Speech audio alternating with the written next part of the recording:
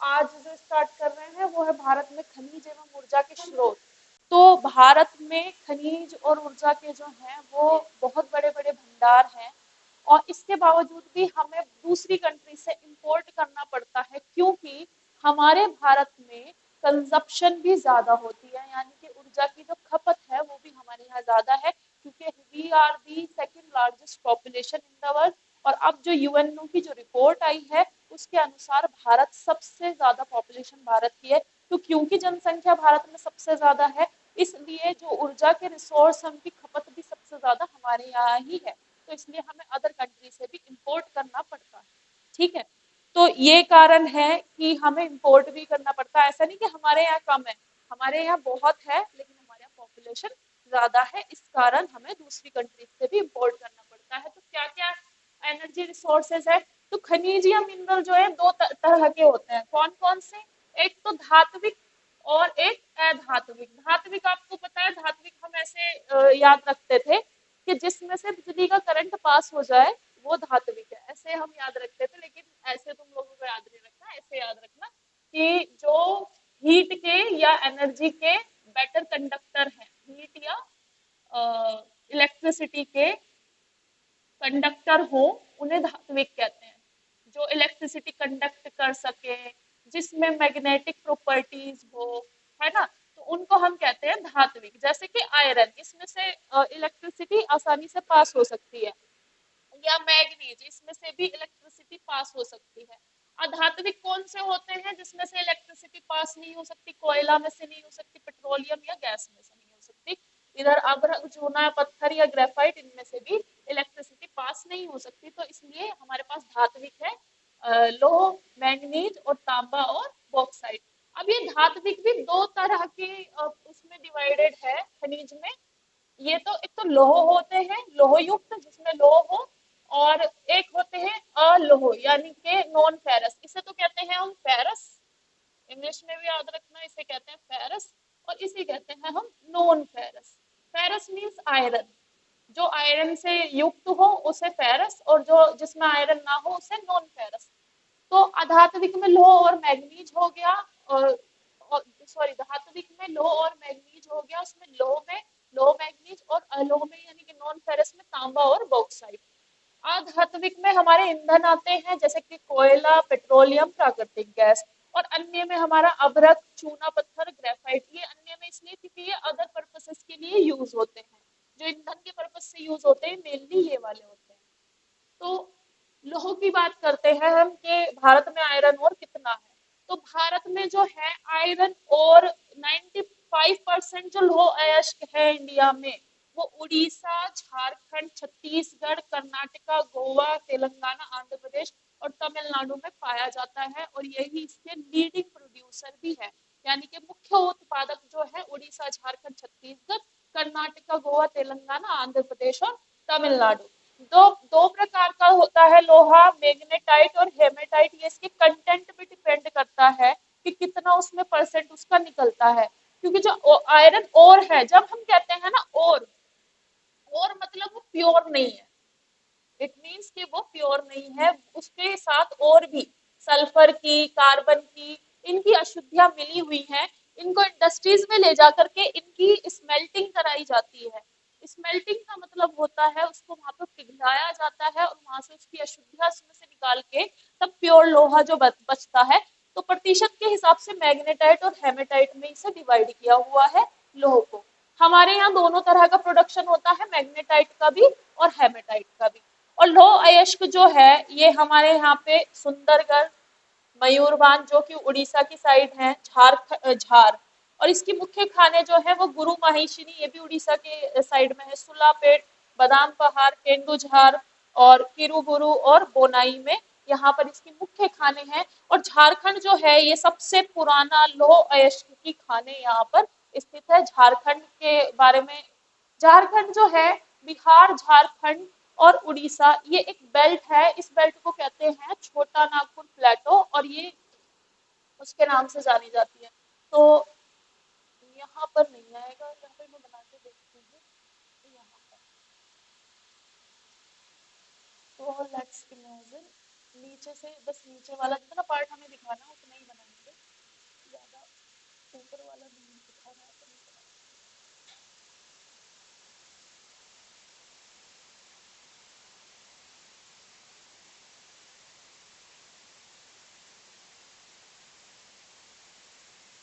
तो ये देखिए, यहाँ पर जो है हमारा ये वाली जो बेल्ट है, यहाँ से यहाँ, इस बेल्ट को कहते हैं हम छोटा नागपुर का पठार, यानी वो छोटा नागपुर प्लेटो। तो मुख्यतः जितने भी और हैं ये इसी प्लेटो में स्थित हैं, जिसको हम कहते हैं छोटा नागपुर प्लेटो। छोटा नागपुर, तो ये यहाँ पर स्थित है। तो ये जितने भी नाम हम यहाँ पे खानों के ले रहे हैं वो इसी एरिया में है। और इसमें मेजरली कौन कौन सा एरिया आता है? बिहार का, झारखंड का, उड़ीसा, छत्तीसगढ़ और कुछ पार्ट मध्य प्रदेश का और कुछ पार्ट यहाँ आंध्र प्रदेश का भी इस बेल्ट में आता है। और यहीं पर मुख्यतः जो है ये अयस्क पाए जाते हैं। अब क्वेश्चन कैसे आते हैं ये भी देख लीजिए। एक तो क्वेश्चन आते हैं कि भारत में कितने प्रतिशत लौह अयस्क है, कितना प्रतिशत कौन से राज्य वो करते हैं, प्रोड्यूस करते हैं।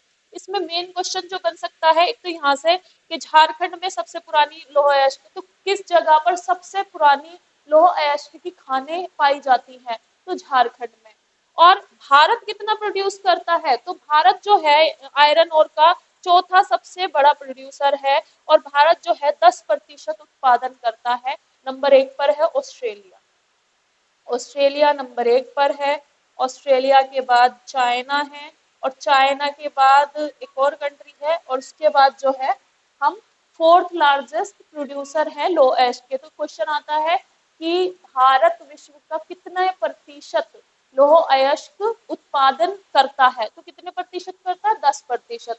और भारत का विश्व में लोह अयस्क उस उत्पादन में कौन सा स्थान है? तो चौथा स्थान है। तो फोर्थ लार्जेस्ट, आप उसी पे टिक कर देंगे। तो बस इतना ही आपने पढ़ना है। बहुत डेप्थ में आपके पेपर्स में क्वेश्चन नहीं आते हैं।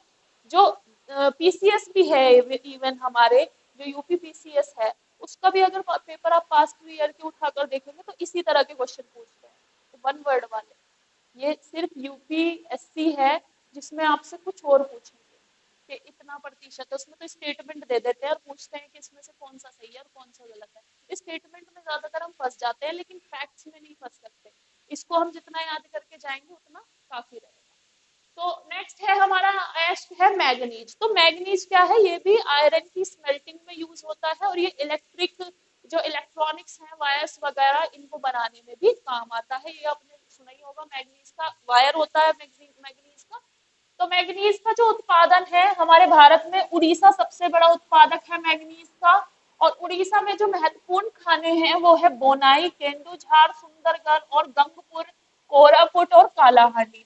ये सब जो है उड़ीसा में स्थित है। और यही उड़ीसा जो है इसका सबसे मुख्य उत्पादक है। उड़ीसा के साथ साथ जो मैग्नीज है ये मध्य प्रदेश में भी इसका उत्पादन होता है। मध्य प्रदेश, छत्तीसगढ़ और कर्नाटका में भी। इसके अलावा बाकी आपको याद रखना है, जो मुख्य उत्पादक है उसी का नाम याद रखना है। भारत कितना प्रोड्यूस करता है? तो भारत विश्व का 5वां सबसे बड़ा मैग्नीज उत्पादक है। ये विश्व का सबसे बड़ा मैग्नीज उत्पादक है। और साउथ अफ्रीका पहले स्थान पर है। तो साउथ अफ्रीका का नाम मैंने इसलिए लिख दिया क्योंकि ये रहता है ना कि यहाँ पे पता चल गया कि ऑस्ट्रेलिया सबसे बड़ा आयरन ओर का है। तो नंबर 1 पे भी कौन है ये भी याद रखना चाहिए। तो नंबर 1 पर साउथ अफ्रीका है। ये सबसे बड़ा है, मतलब इनके यहाँ सबसे ज्यादा प्रोडक्शन होता है। प्रोडक्शन कैसे मैच करते हैं हम? ये टन्स में होता है ना, कि भारत में इस साल कितने टन प्रोडक्शन हुआ और साउथ अफ्रीका में कितने टन प्रोडक्शन हुआ, उसको मैच करते हैं कि कितना टन प्रोडक्शन हो गया। और फिर उस प्रोडक्शन की मैचिंग के हिसाब से निकालते हैं कि अच्छा ये कंट्री इतना प्रोड्यूस करती है। क्योंकि हम भी अपने बजट में, जो हमारा एनुअल बजट होता है, इकोनॉमिक सर्वे आता है, वो सारी डिटेल डाली जाती है कि इस बार हमारा कितना प्रोडक्शन हुआ। तो उसके आधार पर हम निकाल लेते हैं कि भारत का कौन सा स्थान है। फिर एक और वो है हमारा अयस्क, जिसको हम बॉक्साइट कहते हैं। अब ये जो हम अयस्क के नाम ले रहे हैं इनके नाम अलग है, इनमें से निकाला जाता बॉक्साइट है। तो बॉक्साइट जो है ये अयस्क का नाम है। और यानी कि और जब भी मैं कहूँ तो it means this is impure, ये प्योर नहीं है, है ना। ये मिक्सचर है मिट्टी में। और मिट्टी में बहुत सारी चीजें होती हैं, जैसे कि मैं बात करूं इसमें सल्फर होता है, ठीक है, सल्फर हो गया। सल्फर के साथ साथ इसमें कैल्शियम या अदर जो अशुद्धि होती है, ऑक्सीजन की अशुद्धि होती है, वे अशुद्धियां रहती हैं। तो इसमें अलग अलग अशुद्धि रहती है, उनको फिर ले जाया जाता है मशीनों में आपने साइंस में एक चैप्टर पढ़ा होगा जिसमें अयस्क को अलग अलग विधियां बताई जाती हैं कि किस तरह से प्योर करते हैं। तो उसमें आपने एक गुरुत्वाकर्षण पृथक्करण विधि भी सुनी होगी। ये विधि सुनी है? एक बेल्ट होती है, 10th में पढ़ा था हमने। एक बेल्ट होती है इस तरह की, और यहाँ पर एक जगह बनाई जाती है, यहाँ से अयस्क डाला जाता है, ये बेल्ट पे चलता है। और इसमें बेल्ट में जो है चिम्बक लगी होती है, यानी चुंबक लगी होती है। जो लोहा होता है वो चिपकता चला जाता है, और अशुद्धियां होती है वो इधर निकलती जाती हैं। तो ये कुछ शुद्धिकरण के मेथड होते हैं। तो अयस्क जो और है वो इसी तरह से बहुत सारी विधियां होती है। फेन प्लवन विधि होती है, जो सल्फर की अशुद्धियों को झाग बनाते हैं तो वो ऊपर आ जाती है अशुद्धियां, और जो और है वो नीचे बैठ जाता है। तो इस तरह से कुछ विधियां हैं जिनके द्वारा इनको साफ किया जाता है। तो बॉक्साइट जो है ये प्योर एल्यूमिनियम नहीं है, ये क्या है, और है जो कि इम्प्योर है, और इसमें से हमें निकालना क्या होता है, एल्यूमिनियम। तो एल्यूमिनियम तो देखा ही होगा, घर में सबके बर्तन है, उसके बनाने के लिए एल्यूमिनियम हमें जरूरी होता है। तो उड़ीसा जो है ये सबसे बड़ा उत्पादक है अगेन एल्यूमिनियम का। काला हांडी और संबलपुर ये उड़ीसा में मुख्य उत्पादक हैं। और इसके अलावा मध्य प्रदेश, महाराष्ट्र, गुजरात, छत्तीसगढ़ अन्य इसके उत्पादक हैं।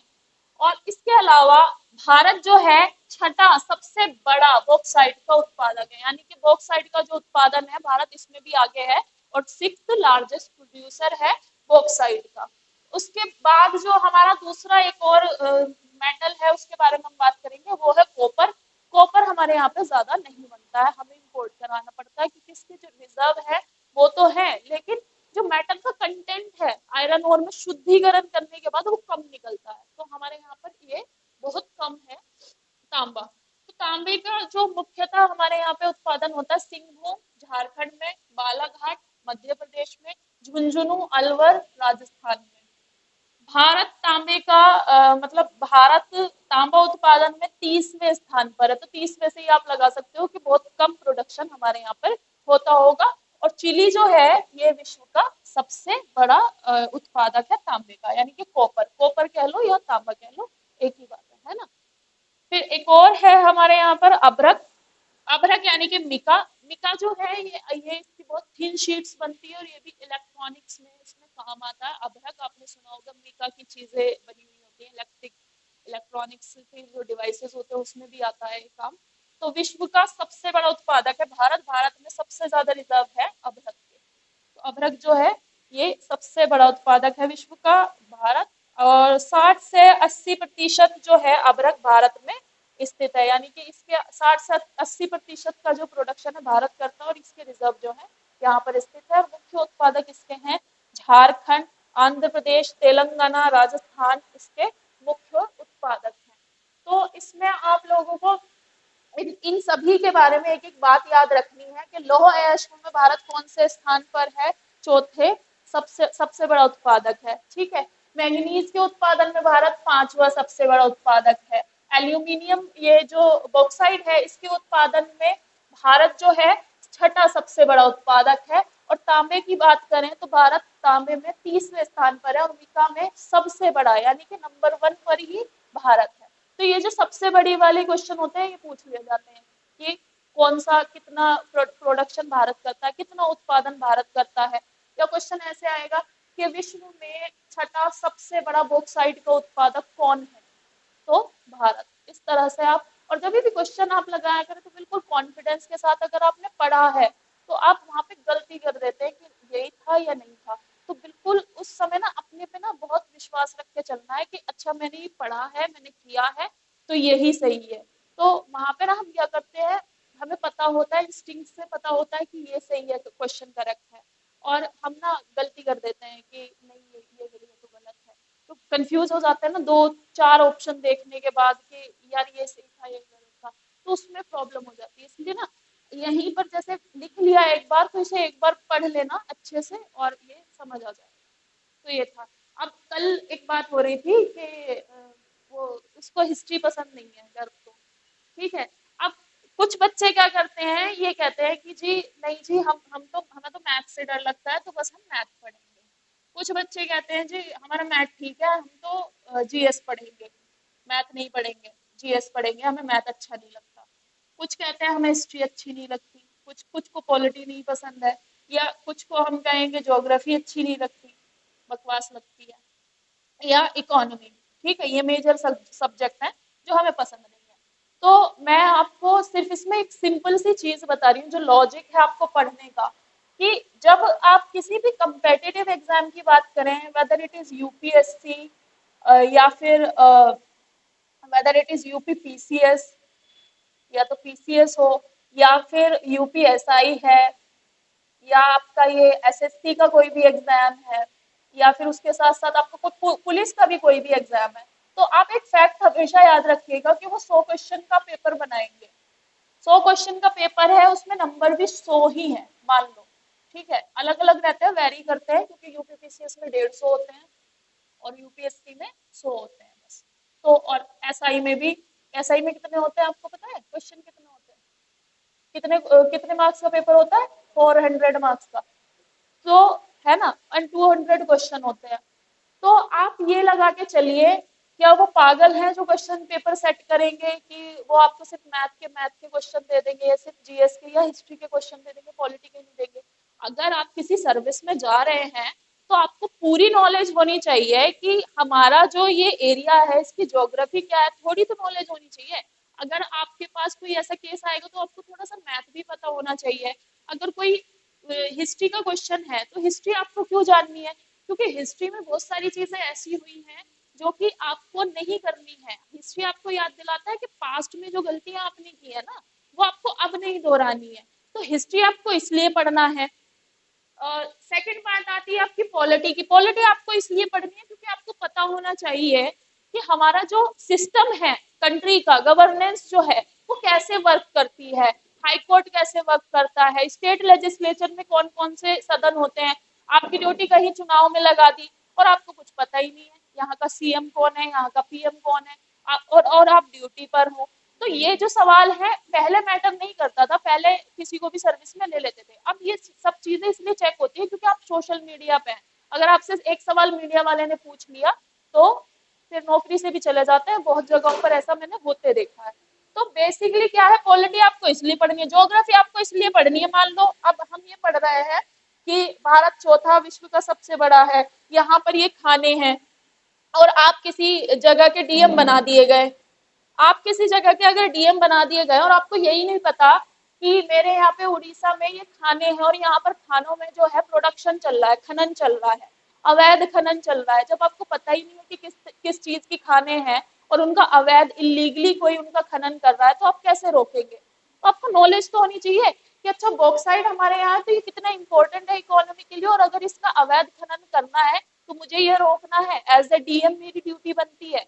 तो इसलिए आपको सभी सब्जेक्ट की नॉलेज होनी चाहिए। ज्योग्राफी आपको इसलिए पढ़नी चाहिए, इकोनॉमी का आपको पता होना चाहिए कि हमारी कंट्री की इकोनॉमी किस तरह की है और आपका कितना कंट्रीब्यूशन है, बजट कैसे होता है, ये सारी चीजें आपको एज अ अवेयर सिटीजन होना चाहिए। जिस सर्विस में आप जा रहे हैं ना, उसमें एज अ अवेयर सिटीजन की जरूरत है। नहीं तो वो फिर क्या करेंगे, अगर उन्हें चाहिए होगा तो वो कह देंगे डीयू के जितने टॉपर है, जेएनयू के जितने टॉपर है उनको उठा लेंगे, उनको दे देंगे सर्विस। क्यों वो कम्पिटिटिव एग्जाम के थ्रू आप लोगों को सर्विस में लाना चाह रहे हैं, क्यों, क्योंकि आप एक अवेयर सिटीजन की तरह आपको सभी सब्जेक्ट की बराबर नॉलेज होनी चाहिए। तो ये कारण है कि अगर 100 क्वेश्चन है तो उन्होंने ऐसे सेट नहीं किए होंगे कि 100 पूरे मैथ के सेट कर दिए होंगे, वो उसमें देंगे। वो आपको 20 किसी के देंगे, 10 किसी के देंगे, 5 किसी के, मान लो 20 मैथ के दे दिए, 10 हिस्ट्री के दे दिए, 5 पॉलिटी के दे दिए, ठीक है, 5 ज्योग्राफी के दे दिए, और आपका जो मेरिट है, मेरिट गई 95 पे, मान लो मेरिट गई 95 पे, ऐसा होता है। और फिर आप कहेंगे मैं 5 नंबर से रह गया, मेरे 90 ही बने, तो वो 5 कहाँ गलत हुए, ये सवाल आप अपने आप से करोगे। तो फिर आप कहोगे कि मुझे तो हिस्ट्री पसंद नहीं थी, मेरे 5 वहां गलत हो गए। तो फिर आप रिग्रेट करोगे अगले दिन के, काश मैं हिस्ट्री पढ़ लेता तो वो 5 क्वेश्चन मेरे सही हो गए। तो ये कारण है कि आपको सही से ये चीजें पढ़नी पड़ेंगी, और जब तक आपकी सही कमांड नहीं बनेगी ना सभी सब्जेक्ट पे, तब तक नहीं होता है। और सीरियसली मैंने लोगों को रोते देखा कि यार मेरा 2 नंबर से रह गया पीसीएस, मेरा 2 नंबर से यूपीएससी रह गया, इस बार प्रीलिम्स की कट ऑफ नहीं गई मेरी, तो कहीं ना कहीं तो गलती रहती है उनकी। तो ये चीज है। इसको ध्यान में रखना कि हर सब्जेक्ट को उतनी ही इम्पोर्टेंस देनी है, जितनी आप मैथ को देते हैं, जितनी हिंदी को देते हैं, उतनी सभी सब्जेक्ट को देनी है। तो ये कर लीजिएगा। और हमारा जी नेक्स्ट रह गया है इंडस्ट्री। इंडस्ट्री अब हम इसमें करेंगे कौन सी कहाँ पर और कौन सा किसकी सहायता से लगाई गई है, तो वो करेंगे हम। ठीक है, थैंक यू।